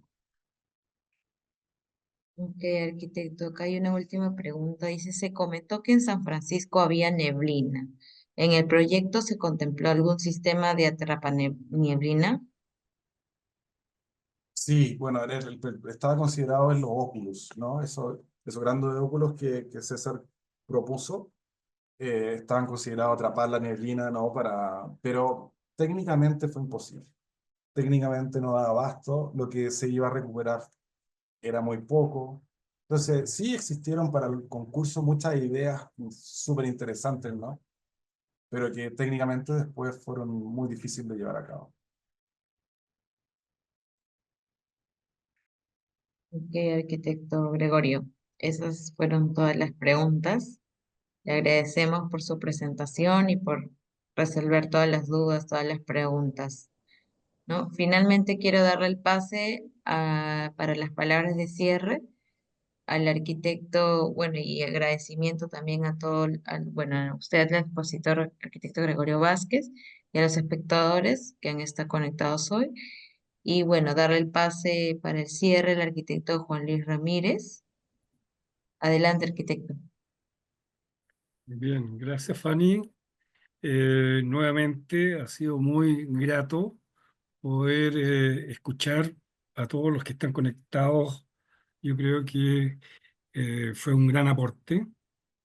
Eh, y bien, nosotros seguimos trabajando, tenemos varias novedades que estamos trabajando con Catherine y con Fanny. Pero antes de mencionarle algunas novedades, quiero hacerle una pregunta a Gregorio. Gregorio fue profesor nuestro en nuestra facultad de arquitectura y quisiera tocar ese tema de cómo traspasó este aprendizaje en forma metodológica a los estudiantes de taller. Usted concursó para Ucrania, tuvo encargos en la academia de situaciones territoriales para municipios y queremos saber y ojalá que lo pueda comunicar y extender a las nuevas generaciones cómo enfrentar esos proyectos con su aprendizaje a nivel metodológico, que es lo que se requiere en la academia. Ah, bueno, sí, eso en la academia a mí me encanta, porque con la experiencia de César, como en la cabeza se abre, ¿no? Y además, como teníamos acceso a la Universidad de Yale, yo cuando me podía escapar, entraba a cualquier taller, ¿no? A ver alguna corrección, o de repente no conocía al arquitecto profesor, pero sí las clases eran muy interesantes. Había que tener suerte para toparse con una corrección de Saja, ¿no? En algún taller o algo. Todo eso alimentaba toda la fuerza. César fue decano de Yale, entonces también tenía un tema académico por 7 años. Tenía una fuerza académica interesante, ¿no? Siempre estaba conectado con la universidad. Muchos de mis colegas jóvenes, ¿no? Cuando llegábamos, o eran de Harvard o eran de Yale directamente, o sea, lo iban escogiendo con pinza, ¿no? Si este tiene talento, con pinza, pinza, pinza. Entonces nos iba alimentando de todo ese nivel creativo que realmente el local, el americano, lo siente como normal, ¿no? Es como un proceso, pero como un latinoamericano que cuesta tanto, ¿no? Llegar allá, a estar a ese nivel, es mucho más, ¿cómo se puede decir?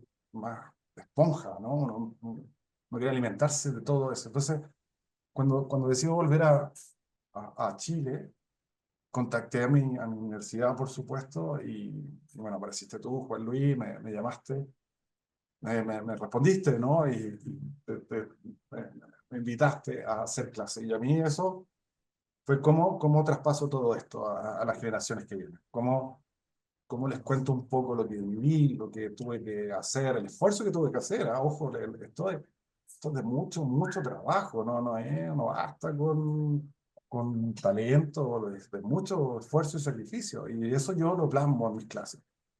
Y si no hay que dormir, no se duerme. Y bueno, mala suerte nomás, es así. Es parte de lo que trato. Y en términos metodológicos, la búsqueda de referentes, todo como un poco expliqué cómo lo hacía César para un proyecto, lo traspaso exactamente igual. A ver, me encanta porque de repente me lo llevo, no sé, una vez tomé un taller de título y me lo llevé al Design District en Miami para que diseñaran unos proyectos allá. Entonces fue interesante porque llegaron las primeras propuestas de edificios en altura, ¿no? Protegiendo el sol norte. Entonces dice, pero ojo, cambiaste de hemisferio. Ahora tienes que proteger el sur. Entonces ya sacarlos del mismo lugar, llevarlos a otro, tener que investigar la cultura. Está todo en inglés, entonces tienen que meterse en el inglés, tienen que ver que ya no es la rasante o cosas así como la normativa chilena, sino que son los setbacks y qué significan y de cuánto. Lo más difícil quizá, que fue una de las cosas que más me costó en Estados Unidos cuando el proyecto estaba en Estados Unidos, porque la mayoría de lo que hacíamos era para afuera. Yo hice muy pocos proyectos en Estados Unidos. En Houston, San Francisco, varios de San Francisco, pero no muchos. Era el tema de dominar la medida, ¿no? Está todo en feet, en inches. Entonces ya todo eso cambia y a mí me encantó mucho ese taller en la universidad porque los llevé a esa investigación. Entonces les crece el mundo para ellos, ¿no? Crece otro lenguaje, crece otra matemática, cómo traspasar un tweet a metros. Entonces es todo un crecimiento. Y con respecto a los proyectos territoriales, por ejemplo, uno muy interesante fue, no sé si lo puedo mostrar rápidamente o lo converso. Quizás me gustaría compartirlo Sí, muy claro. rápido. Hay orden de la jefa. Ya, perfecto, porque mira, lo tenía reservado, pero lo puedo hacer bastante por encima, pero para que entiendan un poco lo que se hace. Este fue el proyecto que hicimos en IRPEN, fue un concurso internacional, ¿no? Participaron universidades de todo el mundo. Entonces usamos los colores, aprendimos mucho. Toda la investigación de Ucrania fue lo mismo que hacía César. Entonces, investiguenme esto, flor nacional, etcétera, por qué estos colores. Ahí nos enteramos que era por el mar y el trigo, ¿no? El trigo es su principal. Por eso tiene esos colores Ucrania. También aprendimos de leyendas. ¿Ah? Esto era muy linda, era Galina. Galina era una leyenda clásica de una protectora de invasores. Entonces, más encima había que rearmar esta ciudad que Rusia destruyó, pero pensarla en el futuro, cómo sería. Acá usamos la inteligencia artificial, usamos todo para llegar a esta ciudad en 50, 100 años más. Y estas son un poco las propuestas de los estudiantes. Hay unas bastante interesantes, como cómo hacer todas las ciudades cultivables, ¿no? eh, Cómo aprovechar el agua, otros como con estrategias de núcleo, había todo un trabajo como urbano, pero mucho más hacia el futuro. O sea, yo les decía, no podemos caer en la tradición urbanística, tenemos que salirnos totalmente. Entonces, obviamente, tuvimos que usar la inteligencia artificial para ir como jugando formalmente en cómo podían ser estas ciudades en 50 años más. ¿Mm? Si está todo destruido y se puede hacer todo nuevo, entonces hagámoslo pensando en el gran futuro. Este fue un muy buen proyecto de intervención. Ellos proyectaron una cosa de 25, 50 a 100 años de crecimiento y tenían una fórmula que era esta rosa, ¿no? Que a medida que tomaba agua, más cultivo, más esto, esta rosa va mutando, entonces terminaba siendo una ciudad mutante, ¿no? Y que iba creciendo de acuerdo a los parámetros y situaciones que tenía la ciudad de Irpe en relación a su contexto, lo que cultivan, etcétera. Aquí hay otras propuestas más también, un poco más clásicas en urbanismo. Y este es un video un poco para que vean cómo no solamente teníamos que tener un relato a nivel gráfico por láminas, sino que también un video. Te dan un máximo. Y acá está interesante. Acá se puede ver cómo esta rosa, ¿no? Tiene que tener ahorro, materiales, topografía, innovación, todo lo que significa una ciudad. Es como una nueva visión urbana y cómo esto iba a empezar a mutar dentro del crecimiento. Entonces, si yo quería tener muchos temas, no sé, de plantación para que la ciudad fuera sustentable, entonces, ¿de dónde sacaba el agua? Entonces, esta rosa empezaba a mutar de acuerdo a cualquier cosa que le inyectáramos, afectaba a otra. Entonces, ¿cómo tratar de llegar a no un 100% porque es imposible, pero algo por el estilo? Y ahora, vean esto, por ejemplo, estas son imágenes estáticas, eran fotos y usaron la inteligencia artificial para darles movimiento, entonces le dieron vida al mismo tiempo que va el relato. Esto es una foto estática que con la IA se cambió. De aquí entonces ellos empiezan a mostrar cómo gradualmente, con el tiempo, ¿no? Esta rosa en 25 años empezaba a mutar y se empezaba a crecer por acá, por allá, etcétera. Adelantarlo un poco porque pero ahí imaginando ya los 50 años, la ciudad del futuro de Irpin, ¿no? Y lo llamaron así, Biophilic Blue City. ¿Ah? Entonces, fue interesante porque además usamos la inteligencia artificial, o sea, nos aprovechamos de la inteligencia artificial, nos ayudó mucho. Y el siguiente es algo más bien no internacional, sino que muy local, muy de acá de la zona, de la región metropolitana. Y vamos a hacer los cargos de un San Pedro de Melipilla, que es una comuna dentro de las más pobres de la región metropolitana. Entonces armamos un plan máster completo con estas nuevas posibilidades de proyecto con el alcalde, comunicándonos con él, entonces una cosa mucho más territorial, a eso se refería Juan Luis, ¿no? Estamos ahí, vamos para allá, recorremos el lugar, ¿ah? Armamos culturalmente una lámina con todo lo que implica San Pedro, y nos dimos cuenta de que San Pedro es el mayor productor de frutillas en Chile. Entonces decidimos que cada proyecto tenía que tener una identidad con el color rojo, ¿no? Para que San Pedro tomara una fuerza así de color. Cuando yo pase por San Pedro, vea el rojo en cada proyecto y diga, pasé por San Pedro. Porque ahora está como medio escondido, no se muestra al mundo. Entonces, ¿cómo le damos esa identidad? Y esta era la zona, el nuevo terminal de buses para San Pedro. Este era un centro cultural. Esto era de deporte, pero incluía todo como los deportes clásicos chilenos, como la rayuela, la carrera de galgo, que no sé si es clásica chilena, pero es muy clásica en esta zona. Deporte, un estadio, ¿no? También se incorporan estas pasarelas, el color del rojo, etcétera, la gráfica de esta lámina muy bonita. Un rodeo, un clásico deporte chileno del guaso, ¿no? A caballo, empujando así a la vaca, ¿no? Hacia un lado, tiene todo un cuento. Entonces, ¿cómo hacer el mejor rodeo de Chile, ¿no? Y también incorporando el rojo y toda su fuerza. Un gran mercado para todo el tema de la frutilla, cómo lo venden, y darle esa identidad de infraestructura.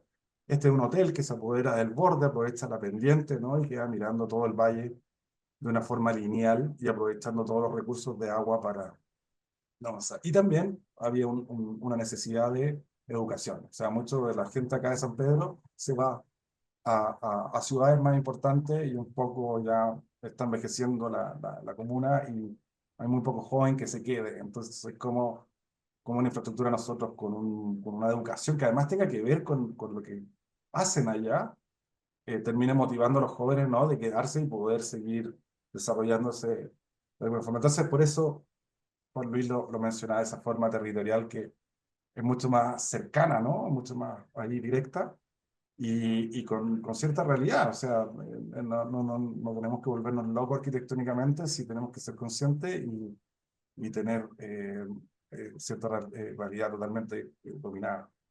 Eso era más que nada, quería mostrarlo rápido porque habíamos hablado perdón, con Juan Luis de que era importante, porque todo eso de César, ¿no? De traspasarlo a mis estudiantes así, es la misma exigencia. Fíjense que muchos de ellos tenían el render ganador a la hora winner. Entonces, todo lo que aprendí se los traspaso y les exijo como César. Si yo no veo que están avanzando bien, también me enojo y lo hago notar.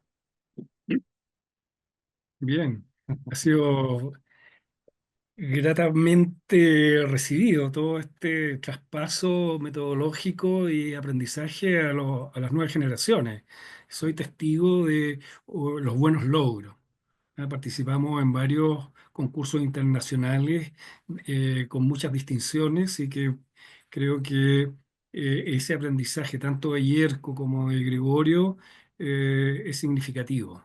¿Ah? Y bueno, el mensaje para los estudiantes que quieren, eh, quieren salir, ¿no es cierto?, de su capullo, lo importante es el portafolio. Personalmente a mí también me tocó estudiar en Europa y bueno, el portafolio es el que manda y el portafolio es el que te seleccionan para cuál o tal proyecto. Entonces, esa es una parte, un portafolio bien hecho, ojalá conversado con los más expertos para las presentaciones, el manejo digital y por supuesto linkeado con las metodologías BIM y por otro lado el idioma. Sin idioma es un límite que tiene la profesión. Entonces, hay ciertas líneas, ciertos ejes que es importante desarrollar. Así que, bien, yo feliz del equipo de Catherine y Fanny, se han portado, hemos pasado los horarios comprometidos y bueno, también estamos preparando con Catherine y Fanny, estamos invitados a la Expo Osaka 2025 y de allá vamos a organizar y vamos a tirar despacho de los pabellones de los arquitectos interesantes que están trabajando allá. Ya están listos los pabellones, pueden trajinar, ¿no es cierto? La Expo Osaka 2025 se va a desarrollar en una isla artificial y vamos a poder entregarle a las nuevas generaciones, a los que están convocados a través de el CAP Regional Lima, a que nos sigan y también ya estamos en contacto con estructurales, ingenieros estructurales que han trabajado internacionalmente toda la sismoresistencia y cómo se plantean sus metodologías de cálculo para estas torres, y no solamente para estas torres, sino para la edificación en general. Así que vamos a seguir aportando y vamos a seguir ayudando a que tanto las generaciones chilenas como las peruanas crezcan con una información similar. Así que agradecidos y felicitaciones al equipo de CAP Regional Lima y a nuestros invitados Gregorio y Yerko, excepcionalmente sus propuestas y sus exposiciones. Así que yo creo que fueron un gran aporte esta vez en este evento. Así que yo creo que Fanny, Caterín, Muchas con gracias, esto arquitecto. cerramos. Sí, Así muchas que gracias, yo arquitecto Juan feliz, Luis. feliz con ustedes. Igual nosotros, muchas gracias, arquitecto Juan Luis, muchas gracias, arquitecto Gregorio y arquitecto Jer, Muchas por gracias. toda su exposición y por todo su aporte que va a servir de mucho para todos nuestros agremiados y arquitectos jóvenes también, ¿no? Jóvenes. Están siguiéndonos a nosotros y están pendientes de todas las actividades que estamos haciendo y vamos a empezar este año, ¿no? Bueno, ya con esto damos por cerrado estas conferencias, que fue el día de ayer y el día de hoy ya terminamos. Y bueno, agradecerles. Quisiera por favor para que podamos hacer una toma de fotos. Carlita, ¿nos ayudas, por favor? Sí, sí, Fanny. Salga Me ahí avisas. Gregorio, ya que ha estado atrás en toda la exposición. Sí. Mm. También fue parte del material presentado. Listo, Fanny, gracias. Ok, arquitectos, muchas gracias Un y muy gusto. Así buenas que, noches. Gracias por todo. insisto, síganos con Catherine y Fanny en lo que viene próximamente. Ellas les avisarán y ellas son personas muy disciplinadas y muy estructuradas. Así que todo resulta correctamente. Así que felicitaciones y nuevamente Gregorio Yerko, excepcionalmente expuesto lo que nos trajeron como aprendizaje. Esto es un aprendizaje continuo. Bien. Muchísimas Muchas gracias. gracias. Antes de podernos retirar, yo sí quisiera darle las palabras porque han sido realmente 2 días excepcionales. Creo que estamos iniciando con pie derecho este año 2025, con figuras, con discursos bastante interesantes para el futuro realmente de lo que sería la planificación urbana, la arquitectura, con nuevas tecnologías, y creo que lo principal es que les han generado, y creo que en cada uno de nosotros que hemos podido gozar de estas dos ponencias, el seguir soñando, que principalmente es la base del arquitecto, el seguir creando, soñando, no limitarse, y mucho más aún, el que podamos seguir teniendo este tipo de presencia y experiencias por parte de profesionales tan grandes como el día de ayer y el día de hoy, incluso con el arquitecto Juan Luis, ¿no? Que venimos trabajando constantemente y nos viene mostrando cada cosa que viene dándose en el mundo, que creo que es valioso, y somos países hermanos, y creo que eso es la forma de sumar y hacer realmente cosas positivas para todos. No solamente que nos divida un límite territorial ni nada por el estilo. Creo que este aprendizaje no solamente se nos queda en la cabeza, sino también en el corazón, porque podemos compartir y absolver muchas dudas que podamos tener. Agradecerles infinitamente, y que de todas maneras nos sigan en las redes sociales, que van a venir más arquitectos muy interesantes como los que hemos tenido el día de ayer y el día de hoy. Muchas gracias, Yerko, muchas gracias, Gregorio. Y pues nada, CAP Regional Lima somos todos, siempre invitados a nuestra casa y siempre atentos a poderles dar esta vitrina para poder explicar, contar sus experiencias, y ya tienen amigos peruanos acá para poder seguir generando este vínculo y poder tener más charlas de este nivel. Muchísimas gracias, que tengan buenas noches, muchas gracias a los participantes Igualmente. y a los oyentes que hemos tenido el día de hoy, y que no pierdan esta ruta realmente interesante de conocimiento que se les está dando, totalmente abierto, gratuito, para que puedan ampliar sus conocimientos y ampliar la forma de ver la vida. Muchísimas gracias, que tengan muy buenas noches. Muchas gracias. Chao, que estén bien. Gracias. Gracias, Un arquitecto. abrazo. Hasta luego, que le vaya bien.